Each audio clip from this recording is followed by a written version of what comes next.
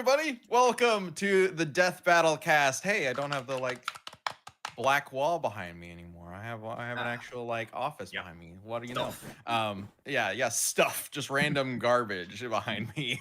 What's up, guys? I'm Ben, joined by Sam. We got Liam, and we got John joining us for a matchup and some characters that I don't know. Do you guys know who these guys are? I don't know. No. No, yes. I don't. You don't know. Yeah, yes. you don't know who they are. I mean, Liam is representing one of them and just doesn't know anything about them. No, I don't know BlazBlue that well. Yesterday was the first time I looked into BlazBlue. So give me a break. I have a lot to talk about, I think. Yes. While I am a Honkai Star Rail enjoyer and a Genshin Impact enjoyer, Honkai Impact 3rd is not in my wheelhouse of the Hoyoverse games, but I have gotten into it recently thanks to one of my friends forcing me into the game and trying to get into the content. And so sorry if I'm a little rusty when it comes to... What's the difference between a Star Rail... We put these guys on this job to dig into as much detail as possible regarding Noel from BlazBlue and Kiana from Honkai Star Rail. And Honkai 3rd Impact, right? Not Star Rail. Right. What's third Impact? Yeah. What is a Star Rail? Can we start there? Is that potentially? We don't need to get into what a Star Rail is. Okay, never mind then. Skip it. I need to get into what a Honkai is. Okay. We gotta start. All right. Yeah, we'll get into that. Yes, and if you have not seen it yet, Hulk vs. Godzilla is here. Woo! Whoa. It's on the YouTube channel. It's just really good. It's a big one. So I'm very proud of how it came together. If you're a bilingual enjoyer too, so is the Spanish dub. We've been getting those up thanks to our wonderful Spanish dub team, day of launch, which is super cool. We're super happy with it. So if you prefer Spanish language, go check it out. Watch it again in Spanish. Yeah. Oh my gosh. Spanish whiz and boomstick are a delight. They really do nail the whiz and boomstick vibe. They do a good job. I don't know what they're saying, absolutely. But I'm like, yeah, that's whiz and boomstick. I mean, presumably they're saying what we said, right? Yeah. No. Yes. So yeah. Lee Mandrigan brings up BlazBlue famously melted Nick's brain. Yeah. Way back in the day when pre-Rooster Teeth Death Battle was our first BlazBlue episode, and that was infamously the first time somebody other than myself was writing and directing a Death Battle. Like, this is early Death Battle, right? And we were like, oh, Nick, you're into fighting games. Surely BlazBlue will be easy enough for you to figure out. And then a couple weeks later, he was like, guys, save me. Yeah, gosh, that was... I just want to say, this last 24 hours has been total Nick vindication. A complete and total Nick vindication. Because, people are like, oh, well, everything has an answer. Yeah, everything has an answer in, a completely different language than English. English, please. It doesn't, you can make up, this is classic, proper noun hell. I went into proper noun Dante's Inferno last night. Have emerged. Is that the third level? I can't remember. That's the Honkai 3rd. That's the third layer level Impact. As is Death. Oh, go ahead. Go ahead. I was going to say, as is Death Battlecast tradition, Joe is trying to steal information from us and asking about October's episode. We will say nothing. But thank you, Joe, for trying. Still appreciate the super chat. Yes. See a couple of people asking about Hulk versus Godzilla. If you guys want, we can talk a little bit about that later on in the show. But obviously, the majority of this podcast is going to be based on Noel versus Kiana. We're getting a lot of super chats asking about what happened in Hulk versus Godzilla. So also, the person who pitched this matchup to us from the Kickstarter is here, Trev Lee. This one is from what I've gathered so far, it seems like one where you really do need professional researchers. We have to figure anything out. So what does it feel like to hurt another person? Yeah. Another living soul. I will address this one before I jump into this. Anthony says, damn, Gamera never stood a chance. Well, something to keep in mind is when we release these episodes, they are based on what is available at the time. Godzilla vs. Gamera came out like what 13 years ago. Shin Godzilla didn't exist. -1 didn't exist. Godzilla Earth didn't exist. Singular Point didn't exist. Like Godzilla was a completely different beast back then. Same thing for Hulk vs. Broly. We released we were making Hulk vs. Broly while that comic right there, Immortal Hulk, was still being released. Like we didn't actually know all the details about the Below Place or even who the One Below All was yet. Like something to keep in mind. So it's a completely different beast, and you might say like, well, why didn't you wait until it finished? Well, there's always going to be comics for characters. There's coming no out way to all the know. time. Right now, there is a big ass story going on for Hulk with the Fractured Sun, which unfortunately the ending has been spoiled because they really want to make another Immortal Hulk essentially, and so Infernal Hulk has been announced. But like, there's a big ass story going on right now with Hulk that could have huge ramifications for him in the future.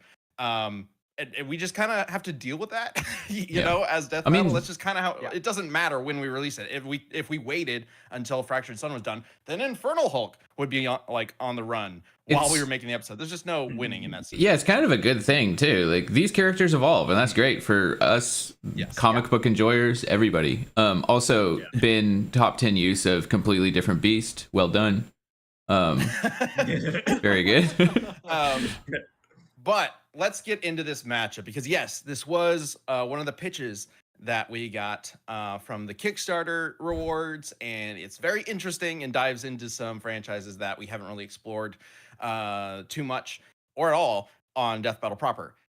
So if this is your first time joining a Death Battle cast, hi, we are going to be debating this matchup. We've got two people here who have spent a ton of time digging into these characters, and it's going to be up to them to argue that their character should win a death battle. Liam will be representing Noel from BlazBlue. John will be representing Kiana from Honkai.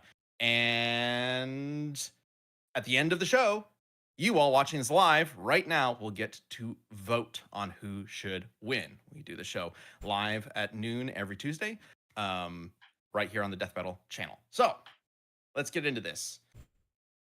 Ooh. Who do we start with? Noel. Let's start with Noel. Yeah. Liam, give us the rundown on Noel Vermillion. Noel Vermillion, her powers can be divided into two categories. Guns. She does guns. And God. She's God. So she's like Guns and God. Great. I think of her as like a Republican. She's guns and God. Okay. Is that the joke? Is that the joke? That was the joke. Right before we went live, we were talking about like setup for cast and whatnot, and Liam just all of a sudden started laughing and went, I just came up with a really good joke. Wow. Flawless. Yeah. No, she's also a okay, now I have to look up what the word is. It's actually several words. Okay, looking at the notes. She is a boundary interface prime field device known as Mu-12. That is Mu as in Greek alphabet, not Mu as in cow. And what that is she's a robot. She's an android that has been built to go into the boundary, which is this extra dimension of space, which contains the Azure, also known as the BlazBlue, which is this infinite source of power, which once you reach it, it grants any desire that you want. That's going to be important later because she has that. During some fucking like scientific experiment, there was an explosion. Some asshole blew it up. This big monster, and she lost her. Maybe she lost her memory. I don't remember. But she was the only survivor, and she was adopted by Edgar and Claire Vermillion. Her named her Noel Vermillion. She joined the military and became the first lieutenant to Jin Kisaragi. Jin Kisaragi, when Ragna the Blood Edge comes to town, Jin's like, I'm gonna get you. So he leaves his post to chase Ragna, and she is assigned to chase Jin to get him to return to his post. And then that's when I stopped checking the story because it gets cuckoo crazy town. She is okay. I thought this is a fighting game, and she's like gun girl. She's like gun combo girl, and I'm like, okay, cool. She's also like God. She's also she's God. She becomes God. She gets the BlazBlue essentially, and is God, but also still has guns and is a robot. I feel like the robot stuff is irrelevant when you're God. I don't know, like why? Like who cares? Yeah. Can we clarify? So Sure. she's a robot. Yeah. Yes. She was adopted. Does she grow like a person, or was she adopted as a fully grown robot girl? That's a good question. I don't remember. I don't know. She has big bolts in her head, which I feel like I was like, okay, they have to know she's a robot, right? Well, they gotta Maybe upgrade every time, you know. Yeah. It's like getting clothes for your kid, right? You gotta get the new bolts. Correct me if I'm wrong. She's like 5, right? Like. Oh, right. She was designed. Do you remember Ragna versus Soul when it's like, oh, they had their sister Saya? She was modeled after Saya, I believe. So, yeah. How long has she existed? Essentially, how long? I don't. Because I remember reading somewhere that she's like between 5 and like 6 years old about being something around like that. in the timeline. Okay. Yeah. Yeah, she's modeled after Saya, who went missing or something like that. Yeah. But yeah, Saya herself is a different character. Who becomes a villain. Yeah. It's similar to in Guilty Gear where Soul's wife dies or something and is remade or something like that. I don't know. Yeah. Yep. Okay. Okay. All right. Well, clearly there's a lot to get into. And yes, I do see the questions coming up for Hulk versus Godzilla. I don't necessarily want to turn this whole cast into that, but we are going to address some of it, especially since some people think we didn't look into certain things. Just a heads up.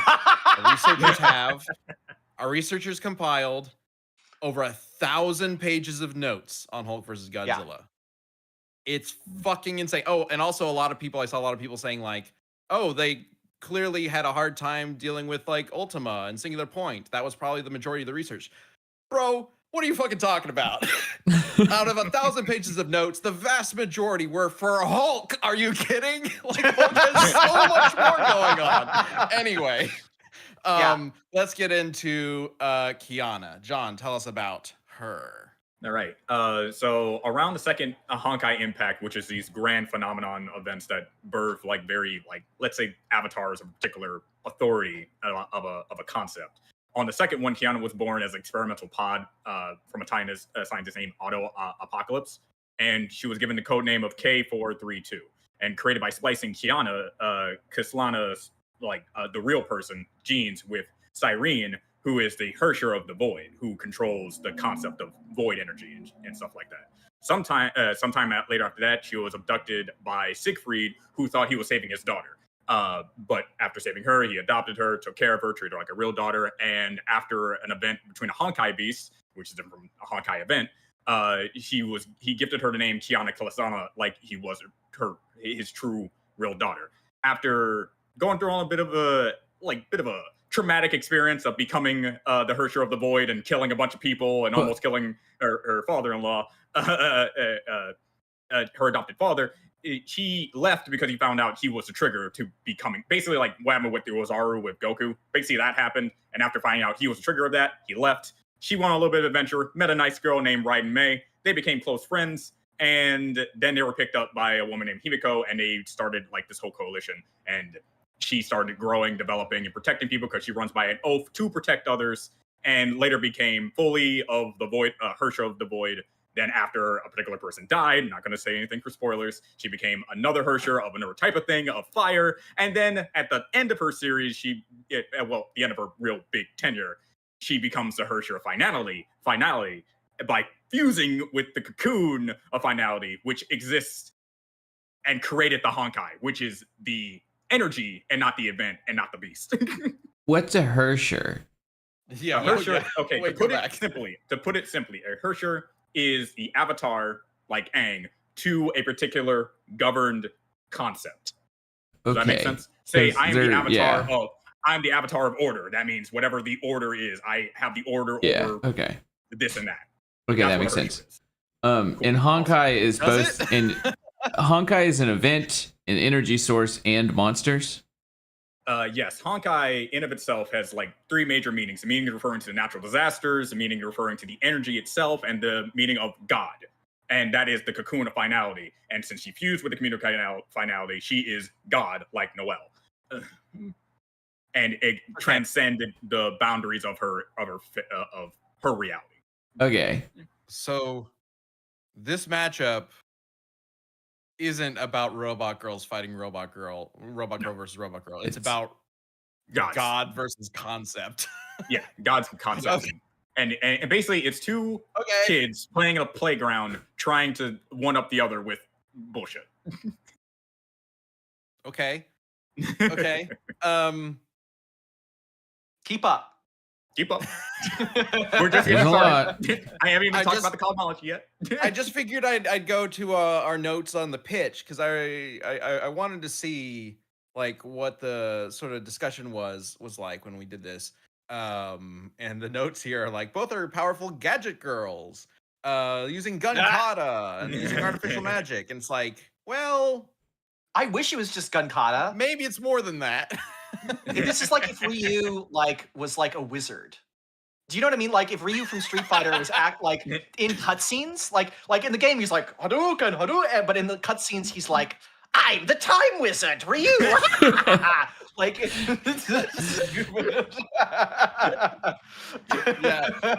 Ryu accesses chaos control and then like rewrites the universe. But you don't get that in his moves. Right. I guess it's kind of what happens. Frames, but everybody's saying the stream is dead. Weird. Gasp. And it is. Oh. Okay. I still have 0 frames drop. We're back. Cool. YouTube. Oh, okay. Nice. YouTube had a hiccup, it looks like. I finished explaining the entirety of BlazBlue. That was no, you Same here. didn't, Yeah, you liar. Honkai, so easy when you really break it down. Wow, yeah. Okay. That was an incredibly very concise and understandable explanation. Let me talk about her guns. Because it's like, oh, they're just guns. They're not just guns. So they are, her guns are Nox Nictores. And what those are, they're like badass magic weapons made to combat the Black Beast, who is an entity that exists outside of logic. So they can kill things that exist outside of logic and causality and the universe. Yeah, okay, so they're guns. They're twin pistols that can communicate to Noel and let her know of danger, and like fight like guns have Spidey sense on them, just for exactly. They can transform. They're not just pistols. They can transform into a minigun, a rocket launcher, a shotgun, or a railgun. They don't fire bullets. That's the key thing. They actually they just create explosions wherever they're aimed. They literally pierce space itself. So a bullet doesn't shoot at you. If I'm aiming at you and you like put like a shield in front of you, I'm aiming at you. So the explosion happens at your chest. If that makes sense. It just cuts through space and hits you wherever I want to hit you. So it works exactly like a normal bullet, except there is no bullet and the bullet teleports whatever it's there's no travel into you. Yeah. They can control the level of damage that they do. Notably, because they're made of magic, they damage the soul. They don't just like blow up your chest or whatever. They damage your soul and negate any form of healing whatsoever. Even healing via multiverse level reality warping. Like reality warping that can reset your timeline and rewrite reality any way that you want. Magic attacks bypass that and can never be healed by anything. Okay. Even if you're God. Quick pause. I do want to ask a question. You can think about this question, then I'm going to do a couple super chats. Yeah. So it can damage their soul. Do these robots have souls? Elementary, yes. Thanks for the 10 gifted subs. And of course, Bread God here with hello. The Bread God is here. Sorry for being a little late. You don't have to apologize for being late. You just gave us $100. You can be as late as you want to be. I was bench pressing Mars for my workout, and I want to give the 5th bread buck to John. Still looking for Ben's bread buck. Okay, yeah, we appreciate it. Your feats are crazy. Yeah, thank you. Anyways, about the soul thing. Robots have souls? Let me know when you find my bread buck. I'm looking forward to it, bread. Yeah. It's like What's so insane about this is that it's like, oh, quarter circle forward, light punch is an attack that damages your soul and cannot be undone by reality warping. Like the Infinity Wait. Gauntlet couldn't heal you. Are there I find that amusing. are there Yeah, any healing that. mechanics inside of BlazBlue, like in the game? Can anyone heal? Well, Health? she can heal from it. Noel can heal from it Oh, because she's immune to phenomenon intervention, which is the reality warping I just mentioned. Even from people, and can bypass it even from people that are immune to phenomenon intervention.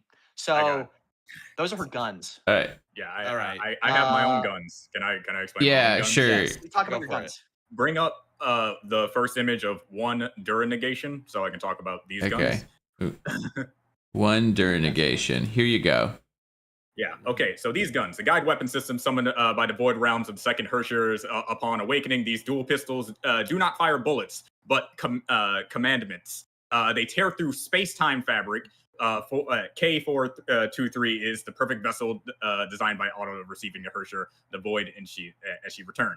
Like the whole thing to get from this is that these guns don't don't just shoot regular bullets. They shoot through space-time and the literal spatial dimensions of imaginary space. And imaginary space is this higher dimensional conceptual thing that encompasses the rest of the universe. So she can shoot you in the past, present, and future, while also tearing through your defenses and with particular authorities that she governs, such as the authority of dominance and authority of corruption and authority of sentence. She literally can also turn off your regeneration, your abilities, and she can even use her authority of binding to make it so that you can't dodge whatsoever, because she can absorb, control, manipulate fate, see where you are, see all of fate, all that sort of stuff, all herself as the Hersher of finality. And one thing about your weapons is, can you bring up the second image, which is 2 Welt. Welt here is Welt here, it quite literally just had one person had one of those space-time weapons, and he's like, oh yeah, your space-time weapons, it's made in imaginary space. There is no physical counter to this attack. However, as someone like me, it's just something like a regular weapon to me. So so Noel's weapon will be looked at like regular bullets to her, even though they work the way they do. So she'll be able to counter them and block them and dodge them accordingly, because she can even move through spatial dimensions and time as if it was a regular, like a 3-dimensional space, and that's immeasurable speed. You mentioned the ability to turn off other powers. And she Noel has the actually. Yeah, we both have the ability to turn off other people's powers, and they both have the ability to negate their own power disruption. So she also cannot be affected by immunity. No one can take away her immunity, because someone tried to do that already at a higher tier and it didn't work. Oh well, no. The same thing happens with Noel. With Amon Exactly. Cross. So it's a matter of how do they hit each other is very much the question of the day. So, is there, if they're able to basically nullify these higher conceptual powers, does it actually just come down to gun kata? Is that what that means? It comes down to gun kata, and it's like, haha, I hit you, but no, you didn't though. But I hit you too. No, you didn't. I turned off your resistance. No, you didn't. I turned off your resistance, so you can't. So how do we hit each other? So they are higher conceptual beings, basically gods of their universes, with the capability to cancel out the power of higher conceptual beings who are gods of their universes. Meaning, at the end of the day, this is just a gun kata fight between robot girls. Is that what I'm understanding? It all cancels out. It's brilliant. Yeah. I understand the vision now. This is all like the bullshit cancels out. It's just skill, and I go with Kiana for skill, because she is immortal versus a 5-year-old who has only used her god powers for maybe a year. This does feel like 2 people playing rock, paper, scissors, and both players play like Shadow Dragon Fist, and you're like, what? But also it's a tie still, because they both played some variation of Shadow Dragon Fist, which you didn't even know was in the rules, and you're like, what? Like, okay, so I mean, is that what this comes down to? Is there any just? Well, there's more. There's more. I just talked about her guns. I have more to talk about. I can go over all of her about authorities. Blue 12. I have to talk about Mu 12. I have to talk about Phenomenon Intervention. I have to talk I about can- BlazBlue. I I have to can talk about talk- Chrono Good, Phantasma. good. Absolute authority. I can Go talk through about the imaginary distance strongest and the things imaginary here. tree. The The strongest quantum things, but ocean. there's so many other things. Okay, so she can turn into Mu 12, which is her like a true form, but she also did beat Mu 12. I don't know how, but she did beat Mu 12, so she is in base stronger than her powered up form, but then can still get a power up from transforming into Mu 12. So it's just sort of like climbs infinitely, but whatever. Mu 12 is like the version of Noel if you've seen her. She has like the blade arms and she like flies around. And then she can create like wormholes and teleport and manipulate matter at the atomic level, kill beings that exist outside of logic, scan opponents for any strengths or weaknesses. She's completely invulnerable. She has the telekinetic blades. She can see the future. She can create blackouts, like she can cancel out technology in her presence. She has a different Nox Nictorius called Lux Sanctus Murakumo, which is immune to phenomenon intervention, can harness an unlimited amount of power from the boundary. I should talk about phenomenon intervention. So, well, actually, first, I'll talk about her just regular powers. She can conceal her presence from others. She has extrasensory perception. She can perceive like anything. She can create force fields. She can stop time. She is immortal because she has a life link with Hazama and Izanami. So if she's killed, she won't actually die. They have to also be killed for her to die. She can read minds. A Horcrux, so and she's a chronophantasma, which is a being that is like acausal because they've had their timeline altered, but they still survive. So she's incorporeal. I have to investigate that a little bit more, but I think she's also a robot, Okay. but also a time ghost.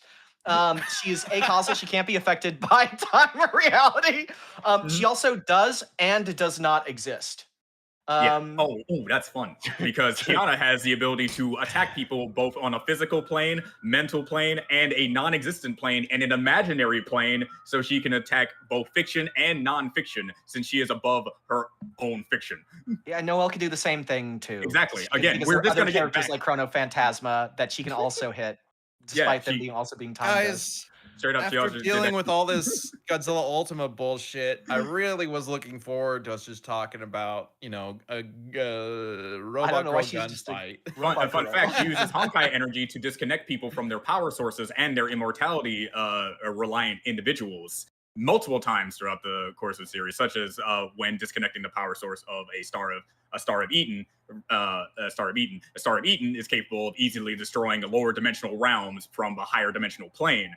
It's simply and easily, and she just negs that completely and utterly. So Noel can also do that by canceling out the power. We're using the power of the eye as the successor of the Azure. She can use the power of the eye to nullify any ability used against her, including like multiversal concepts like the power of order, which reacts to like any sort of threat to the multiverse. She can just cancel that out. And she Okay. okay. All right. Let's back up a little bit. Okay. Just a dude in chat is saying, can we just talk about who punches harder, please? Let's get to that. Yeah. I would like you guys. I'm going to talk about something else for just a minute. But I would like you guys to think about when we come back from this, what happens. Who gets the shot off that actually wins this? I understand that they both have powers that are just going to cancel each other out and remove each other's like god powers and things like that. But I'm going to want to know what actually like hurts the other and how strong are they in that regard. But before we get to that, I do want to talk about our sponsor for today's episode, Trade Coffee. Let me just say 4 words: homemade cold brew. If you just cringed, remember the last time you butchered a pot? Don't worry, I'm with you. I'm terrible at it. It sounds like it'd be simple, right? But I'm terrible at it. But Trade Coffee has you covered. For me, I drink cold brew all year round, summer or winter. I say getting ice in that latte is the way to go. But I've been buying cold brew from the grocery store all this time. So I'm excited that Trade, this right here, Trade, is sponsoring us. Trade delivers beans roasted specifically for cold brew, plus all the gear you need to make it. Simple, like this. Look at that. This is my current pot from the Trade coffee. They grind the coffee too, so when it arrives, you can just scoop it into the pitcher. That's this thing. Leave it in the fridge overnight, and wake up to something as delicious as you'd find at your favorite coffee shop. It is literally that easy. And if you're not sure what kind of coffee you would like, they have a Find My Match quiz on their website that you can take to match you with. I guess it's sort of like dating websites, but with coffee, which is kind of weird, but also like it's kind of great. I took the quiz and I got a coffee called Thunder Lips. So, bottoms up, Thunder Lips. It's pretty good, actually. So for a limited time, yes, this is true. It was called Thunder Lips. The bag is done. I've already used up the bag. This is the last bit of it. But last time we had Trade on, I showed the bag. It is literally called Thunder Lips. It's wild. So for a limited time, Trade is giving 50% off a month of cold brew. That's around 60 cups of cold brew for 50% off when you go to drinktrade.com/DBC. That's drinktrade.com/DBC to get 50% off 1 month of cold brew. drinktrade.com/DBC. Thank you, Trade, for sponsoring this episode. It's legitimately awesome coffee, guys. I hope you're cool with this wild matchup that you're sponsoring, because I don't know if anybody expected it to be quite like this. All right. Funny enough, I did the Trade dating profile thing, and they sent me a coffee from a local roaster that I really do like and I've had before, and I was like, oh, they nailed it. This is great coffee. They know you. Yeah. They know you. Amazing. Yeah. Okay. So, did you guys have enough time to think about my question? Yes. Start with In fact, somebody said, bring out the feats. I do have a feat, particularly my favorite, and this is going to be a layered thing. Sam, can you please give me 3 infinity to finite? So Kiana has the ability to turn someone's infinite power, their infinite source of energy, and make it finite for him to then lose this power and win. That's a feat. Just taking infinity and making it so that it's now quantifiable. That is something that she can casually do. And one of the biggest things, can you bring up 11 dimensions? The whole thing about Honkai is that it has multi layers. You have imaginary space, the tree of infinity and stuff like that. And it is all encompassed by this thing called the quantum ocean, I think it's called, the quantum ocean, which holds universe bubbles that expand infinitely, the infinite world theory, and completely events and split into separate different things. Each bubble have a trade-offs of the inheritance of all 11 dimensions possessed by the ether bathtub, which is this giant ocean. And the cocoon of finality exists outside of that. Now, please give me the final image, which is 4, transcendence of all dimensions.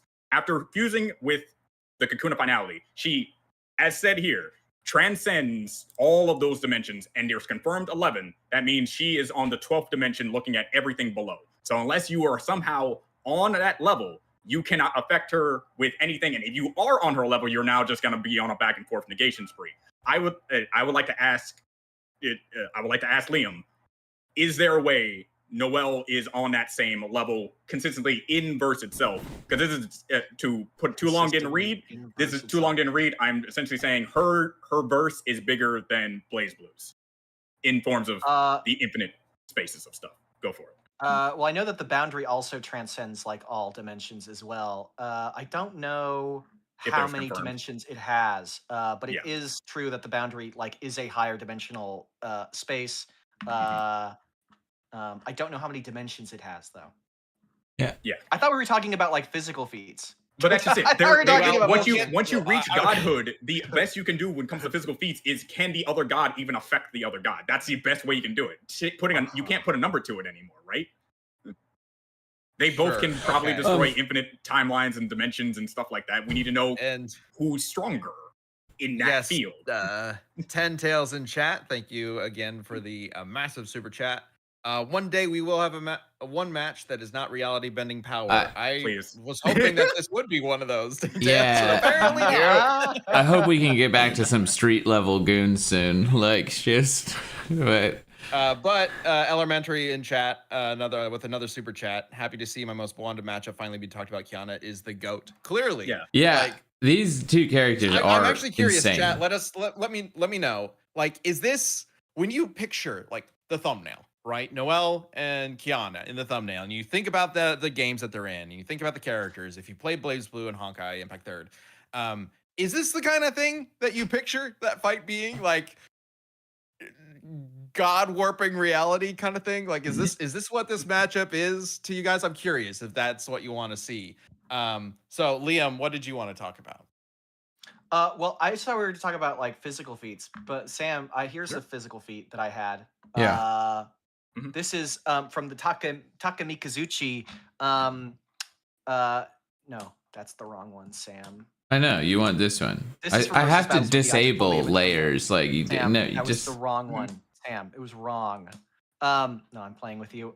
They punched a thing that made this big thing against the Earth, which is not that impressive technically. Like the BlazBlue is a sort of a thing where it's like the physical feats are not as impressive as like the god hacks. Like the god hacks, but she isn't like punching with god hacks. I mean, she could punch with god hacks, but the god hacks is more just like I control all of reality, whereas the physical feats are mostly like consigned to Earth itself. I know that one of the other characters can vaporize the Earth and the moon at the same time. And Makoto, the squirrel girl, she has a feat where she punches you like outside of the galaxy or something like that, something crazy like that.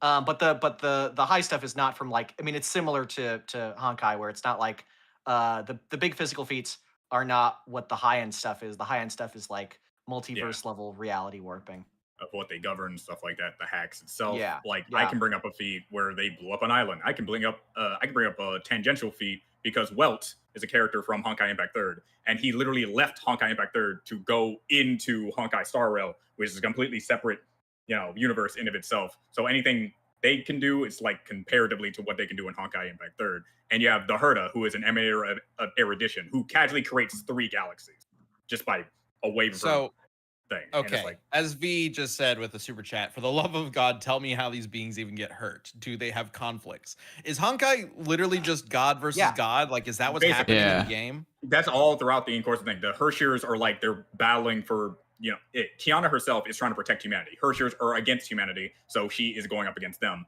And as she grew, because due to having genes of the Hersher of the Void, she already was like gifted powers of a particular Hersher that is beyond like a lot of them. Because the Void goes through like a lot of complex stuff. That's why she's the main character in goes. Okay, but BlazBlue has like a cat in a coat. Makoto, like. Is Taokaka like capable of slashing God to pieces? Like, is that what's happening in this verse? Let's see. Yeah, I mean, you said the cat girl has like a outer universal punch ability, right? The squirrel. Yeah, that's the squirrel. I'm just basically what I'm asking is like, are all cat? That's right. Yeah. These like conceptual beings? Like, no. I mean, no. There, like Noel is special. She's like one of, if not the strongest character in the verse. Like she is very much, but like they all do have, like they have like Taokaka has like a lower degree of that kind of stuff. Like she could hurt somebody who is a ghost or something like that. She has abilities like that. She has like logic breaking stuff, but it's not to the same extent as Noel, because Noel possesses like. She possesses the BlazBlue. She possesses the true Azure, which is reality warping. It grants any wish. It has total control over reality. It's the energy of creation. She holds like she possesses the Big Bang essentially. So no, she is definitely more powerful than other characters. I'm pretty sure Taokaka fucks up fucking Felicia. So I think you're good. I think that one is still correct. Yeah. And when I brought up the Hershers going against humanity, a lot of them do. Not all of them do. Some of them are good. It's the ones that go against humanity that gives Kiana her biggest feats, and later in story plot relevance allows her to ascend to a higher plane and stuff like that. It's not so much all of them are against humanity. Sorry for that. When Noel is fighting any just like random character in BlazBlue, is this reality bending thing a factor, or is she like she have it turned off? You kind of I get the impression that like this is a thing that she is getting towards the end of her story. Rather than like, because when she starts off, she's like robot girl cop, and then over time she gets more and more powerful. She gets like the Chrono Phantasma stuff. She gets the but she was like She was the difference is it's not Thanos getting the Infinity Gauntlet. She was like built for this purpose. So when she gets it, she is like fulfilling her purpose as a boundary device field. And that actually leads to something that I've seen a couple of people bring up in super chats. Mystic Master just mentioned it. I think Mystic Master, you also mentioned it earlier with the similar super chat. So appreciate the super chats. Yes, he did. Noel never has full control over god powers. Which is not the true Azure. It's the master unit. So she was designed for it, but within the story of BlazBlue, she only has it like at the end, so we never see her like master it. Or is she just, because she was built to house these powers, is she just automatically a master of the powers? I guess kind of going back to what we sort of talked about before, because Kiana has had these powers for much longer, does that mean she has an experience advantage over god powers, which is pretty significant? Yeah. She is showcased like a higher level of understanding from after becoming the authority of finality. She just used the authority of order to just simply say, oh, all the other Hershier's powers and abilities, they're not mine. Just casual. Yeah. So yeah. So I am wondering if that's a origin, my bad. Hershier of origin. If that means that, well, basically, again, I'm wondering if Noel having less time with the powers matters if she was designed specifically to house them. Like, if she was designed to house them, does it mean that as soon as she gets them, she has a complete, full understanding of how to use them? Or is this something where Noel is like, oh, I'm God now. Oh, God, here we go. And is kind of like fucking around with it and makes mistakes. My understanding is that regardless of her level of experience, she's the best with it. Like in my research, I found that so there's Amaterasu, who is the being that governs time, the master unit, the being that governs time. Amaterasu cannot can also do a phenomenon intervention, which is just the ability to change reality. She can't do it to Noel. Noel is better than Amaterasu at using phenomenon intervention. She is not capable of being harmed by it because she is like, I only looked this up last night, but like for some reason she is a better user of it than Amaterasu, who is the being that governs time itself. So I think if you're like able to one up a being that is like the god of time, like I don't think experience matters that much. I think that her being designed for it trumps that. Okay. Yeah. So it is possible that the experience factor isn't actually the thing here. Like, also, Kiana herself has a showcase like a higher level understanding than people who have used their abilities for like a long time as well. So they both have the situation of experiments amount of what they matter is just like.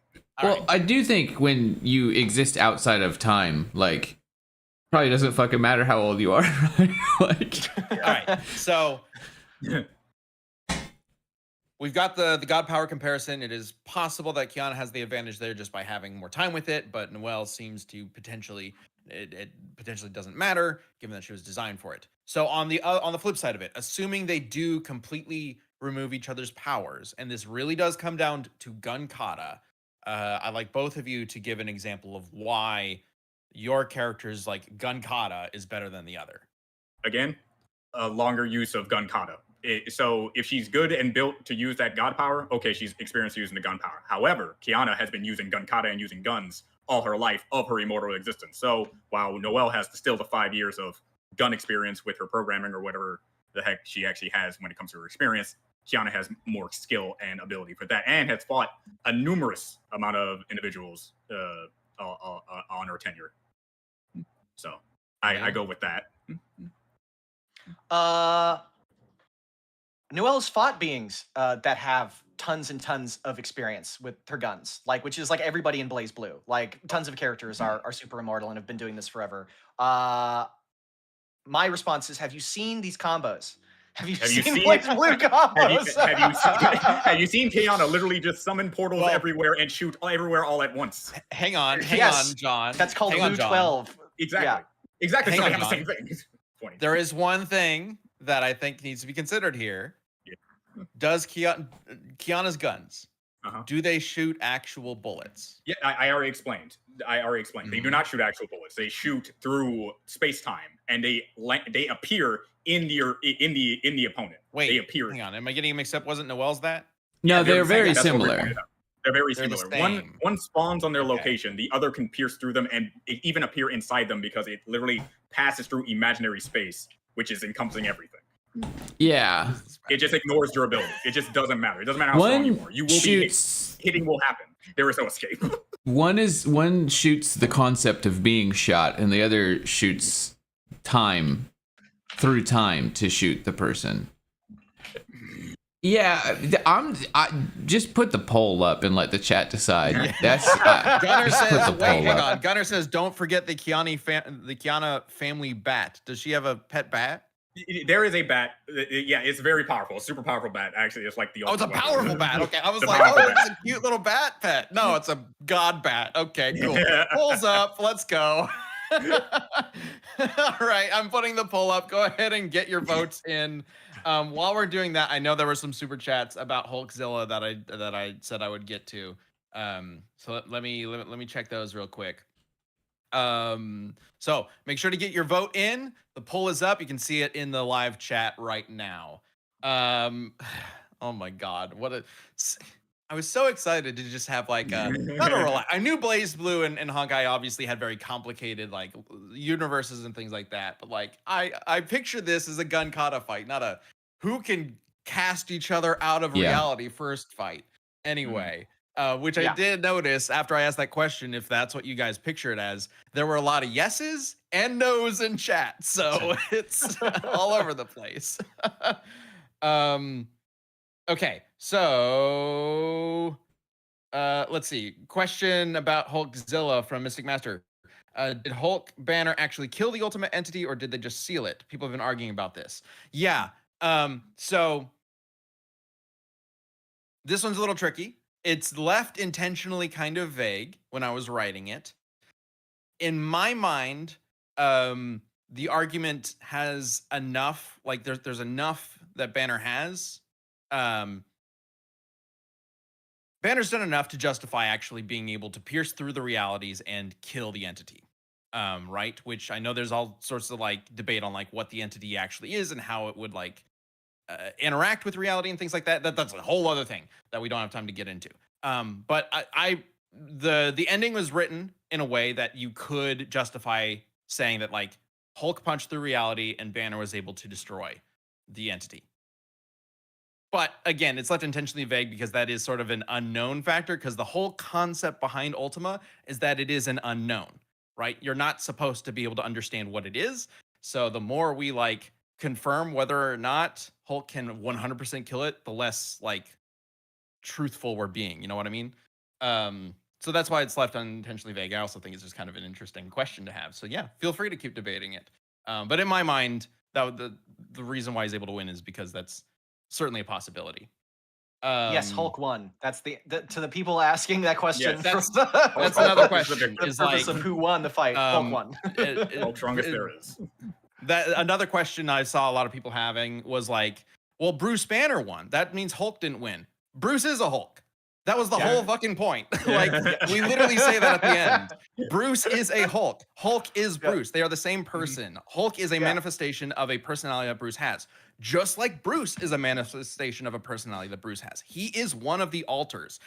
Saying that Bruce won and Hulk didn't is like saying Green Scar would have won, but Savage Hulk wouldn't. Like, it's all the same kind of idea. That's a Coke Joe Fix-It. Yeah. Like, so no, Hulk won. Hulk did not have outside help because Bruce was there. He had inside help. Literally the same person. Stories of Satyr asks, how long did it take Banner to make the device? Episodes seem to be at minimum 3 days, which already makes it the longest fight in death battle history. I've seen a lot of people say that it took place 3 days. Always said is days. Days. It's 5,000 days. Also intentionally unclear because the whole concept of the matchup and why I find the matchup so interesting, which is not when I first like talked about potentially doing Hulk versus Godzilla years and years ago, Singular Point and Immortal Hulk didn't exist at the time, right? Yeah. So it was just big big green monster versus big gray monster. But over time, they've become these like eldritch entities and things like that who are truly immortal. So the kind of idea behind the ending is that it could go on forever. It could have been days. It could have been Years. thousands of days. Thousands of years. It was a couple days when the reporter came in and said, like, it's been days since the battle began. But when Hulk gets that final blow, could have been 1,000 days later. Who knows? Could be a completely different dimension. Could be a different timeline. Like Ultima is constantly rewriting things and creating new dimensions and timelines and things like that. So yeah, it could be a fucking million years later, and then he finally gets it. But the whole concept is that it doesn't matter how long it takes. They can't kill each other until eventually Hulk is able to punch through and affect the entity. Whether that takes 3 days or 3 billion days, you know? Yeah. I did see somebody a super chat. I missed their name, but they said Hulkzilla is only a 9.9 out of 10 because there was no Mario 64 moment, and I did just want to agree with that for a second. Although I know that was probably where you throw Bowser. Yeah. I want to talk. I have a lot to say about the writing process for Hulk vs. Godzilla. I'm going to talk about this in Champion Cast after this. There are so many ideas that didn't make it into the fight script. Joe Fixit was originally in the fight. Grabbing by the tail was originally in the fight. Eye laser versus atomic breath. Yeah, eye laser beam, like that was considered. There are so many things that could have been in the fight that had to be removed for just time and like capability of making this thing. But like, and also just making sure that it actually flowed well, because the last third of the fight is just kind of really unique in terms of like not just as a fight but telling a story in the fight. So like, wanted to be careful how that was one of the toughest parts about the whole episode, was making sure that last chunk, like it sold it, like what it actually is. So I'll talk about that in Champion Cast. So stick around for that. Orange Blaster Super Chat says, how hard was it to find a victor for Hulkzilla, and was trying to write it out even harder? It was very difficult. We fortunately had a bunch of guest researchers jump in to help decipher what's going on with all the Godzilla stuff, and also to read everything that Hulk has ever been in, which is crazy. There's so fucking much. It's insane. Madagascar says, I want to emphasize here. I just want to emphasize, like, because I've seen people be like, they didn't really, like, there was a little light on the research. Because we get that criticism every episode. I don't usually say anything because it's every episode, like, who cares? Wrong. Literally wrong. Literally wrong. Avengers no one has done more research than this team. Like, straight up, it is not possible. Wrong. There's no fucking way. You think you've done more research than our team? You have not. I guarantee. Because if we didn't talk about something, and I truly mean this, it's not because we forgot about it. It is because there needs to be some limit on how much stuff is included in an episode. So something that might seem important to you, we didn't include because we discussed it and went, oh, because of this other thing, it's actually not necessary to mention it. So we're gonna mention this instead. It's not because we forgot about it. It's impossible. We looked at everything. Truly, every single fucking thing in Hulk and Godzilla. Everything. Yeah. It's great that you say that, because that ties into the next super chat, which is from Madagascar. Out of genuine curiosity, why wasn't Godzilla in Hell looked deeper into? From what I hear, he's the strongest version. We did. Oh boy, did we look into that? The fact of the matter is, I've seen a lot of conversation about this matchup online that clearly comes from people who have not actually watched Godzilla or read Godzilla and Hulk or anything like that, or read Hulk, Immortal Hulk, or anything like that, and is just repeating things that they've heard online. There's a lot of misinformation going about. Godzilla in Hell is one of those. Not the strongest version. We did mention it in the episode. We talked about how Godzilla went to Hell and encountered versions of God and Satan. Never killed God, never even fought God. God just talks. Well, God doesn't even talk to him. God just appears through a portal, sends angels towards him, and the angels are like, Godzilla, hey, we're fighting a war against demons. You should help us. And Godzilla, I don't fucking know, is like, no, it blows up the portal. And is like, God's like, well, fuck you, and casts him into a deeper layer of hell or whatever. He doesn't kill God. He doesn't capture the God demon at the end, who's guarding the gate, which is like a Japanese shrine gate that leads out of hell. It's unclear whether or not this is actually Satan or something. It's more so presented as just a guardian of the gate. So what that means in context is unclear. There's nothing to sort of like imply that it's some sort of like higher dimensional being within the world, like the greater universe of IDW. There's nothing to imply that it is like a being that is more powerful than something like Ultima. That's just a lot of like random author statements, many of which contradict each other. Because if you read Godzilla in Hell, you would know that it's intentionally left very vague and open-ended. There's like barely any dialogue because Godzilla's the main character, and barely any explanation for what the fuck's going on. Yeah. But it's just really cool. Yeah. Yeah. It's And of supposed to course be like a we visual really exploration of Godzilla in Hell. Like, it's that's fun. it. This is a concept. Exactly. And it's cool. Yeah. And let me see. There was one more, I believe. But you guys did eventually like shift over to just like doing super chats for the Death podcast that we were talking about. Poll's still up, by the way. We'll end it in just a minute. Excalibur, Liam, you said you checked everything. Did you check the trash bin? I didn't check everything. The research team did. I could not claim He to was know just everything. he was about just Hulk over vs. there watching him do it. Yeah. Mighty, Did I check the Mighty trash is saying bin? everybody talking about Hulk versus Godzilla, but my Godzilla's concern is corpse. actually episode 200. Did Ash versus Yugi get delayed, and did Ruby versus Maka take its place? So we've mentioned this a few times, but I don't blame you if you missed it.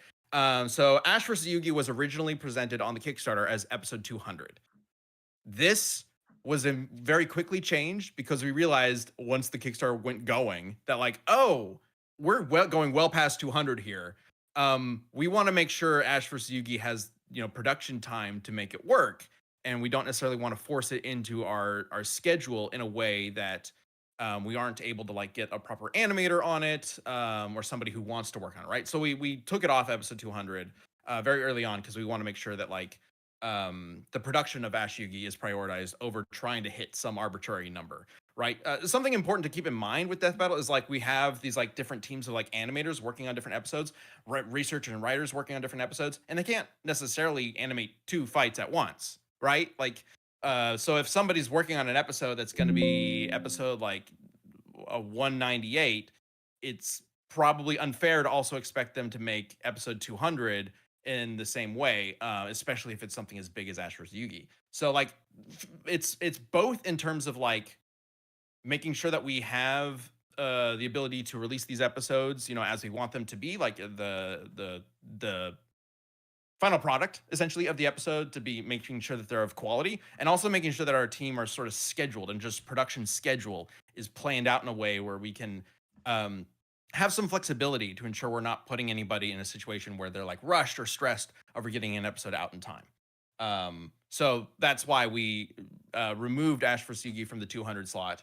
And Ruby versus Maka made a lot of sense to figure out, to basically make the most likely option for episode 200. I will say, like I said, I think last week, the whole idea of like the milestone episode numbers isn't as important to me as it used to be. It used to be like, whoa, episode 50 of Death Battle, episode 75, that's crazy. We're at 200 now. Like, Yeah, we're pretty far along.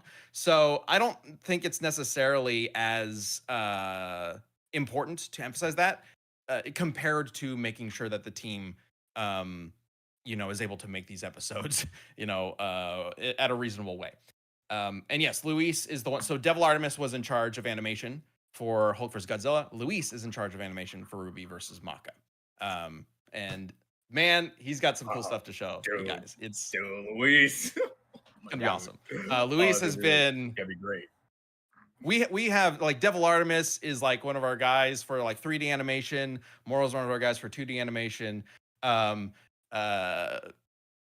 Luis is like so fucking versatile, dude. Like the dude is like, oh, I want to learn how to animate in 2D. I want to learn how to animate in 3D. I want to learn how to animate in stop motion. I want to learn how to hand draw episodes. Like, he's a big inspiration. Yeah, really. dude, Guys, omni-beneficial. The dude's amazing. Guys, I cannot hype this dude up enough. Yeah. Oh my god. So get ready for Ruby versus Maka. I'm excited. I am very excited. Alicorn thought it would have been Torian Crawford. I very specifically wanted, when we were talking with Torian about what episode he's gonna do, which is still happening, by the way. That's coming up. I very specifically was like, hey, Torian, I don't want you to feel like you have to make an episode that is like leans into this idea of like, oh, Torian's like the next Monty or things like that. Because I feel like we're well past that, and Torian's, got his own style and established thing and whatnot. And I do feel like if he was working on Ruby versus Maka, that would have been a lot of the conversation. But like again, I left it up to him. Honestly, his matchup largely up to him. It's gonna be really cool though. I think you guys are gonna like it. It does have flips. Get ready. Lots of flips, slow-mo shots everywhere. Okay, so we'll wrap it up there. If you guys want to hear more about Hulk versus Zilla, we will talk about it at length in Champion Cast because wow, there's a lot to talk about. And we will be doing Champion Cast right after this. So if you are a member for the channel, stick around. You will be automatically moved into that Champion Cast live stream. And we'll be going for like 30 minutes or so with that. But we have to conclude Noel versus Kiana. The matchup that got way more complicated than I thought it was going to. So much more. It's like Hulk versus Godzilla. That's so interesting. It's almost like we Can't get played away from this. We did not, for the record. Okay, so wrapping up the poll with 60% of the votes, Kiana wins. That's pretty close, though. Like, wow, that's well, YouTube stole a percent, so actually Kiana wins with 59%. Still a win. 59% Kiana, 40% Noel, 1% who fucking knows, I guess. 1% is the Godzilla. Final revenge. Yeah. Also, if you did not know, I should have mentioned this earlier. John here is our storyboard artist for the majority of Death Battle episodes, and all of them now in the independent era. Tomorrow, I believe, we will be sharing his boards for Hulk vs. Zilla on the Death Battle website. So if you go to deathbattle.gg, tomorrow those will go up, and there might be some interesting revelations if you go check those out. I don't know. But yeah, the boards are also. You guys are gonna love how John draws Hulk. This is my third time drawing him, and yes. Oh my god, it's so funny. Is it just like the same way that you draw like a person but attached to a big lizard body? I haven't seen them yet. No, Hulk specifically. Hulk. Hulk. Sorry, I thought you said Godzilla. I was thinking. Never mind. I'm calling him Pompadour Hulk. Yeah, I went with the design since you said you're using that model. I'm like, oh, that's gonna be great. Oh, that's gonna be great. Can I also say, cannot wait for people to see the boards for Ruby Maka themselves. I put, oh my god, all of my effort. My hand still hurts. Something interesting that you said when we did our first review of the Ruby Maka boards was like, so generally speaking, when we are writing episodes and boarding episodes and talking about choreography, we look at, references and things like that. Like, oh, well, what are some cool shots or sequences from the characters or even from like similar types of fight scenes that we can use to help inspire what we do, right? And you brought up that like, there's like no Scythe versus Scythe fights. Like, there's out there. I was like, don't exist. How do I do this? And so I had to make up shit as I went along. I'm like, this looks cool. Yeah. So this may be one of the first Scythe versus Scythe like animations in existence. I don't know. There are there's a couple, probably but something out there. Something I just could not find it for the life of me. Two Scythe people. There are certainly a couple, but nothing quite of this nature. We came up with some very creative ways to use Scythe against Scythe. I'm excited for it. Oh all right, God. Well, good job, Liam and John, representing some characters that got crazy, little wild. Yeah. Thank you guys so much. And then we're gonna jump over to Champion Cast here and to talk some Hulk Godzilla shenanigans. Stay tuned. Ruby versus Maka is coming up soon. The plan is to get the Ruby preview up this weekend, so keep an eye out for that. Excited. It's gonna be fun. We are getting close to episode 200 of Death Battle. It's insane. All right, everybody. Thank you so much for tuning in for another Death Battle cast. We'll see you later. Take care. Bye.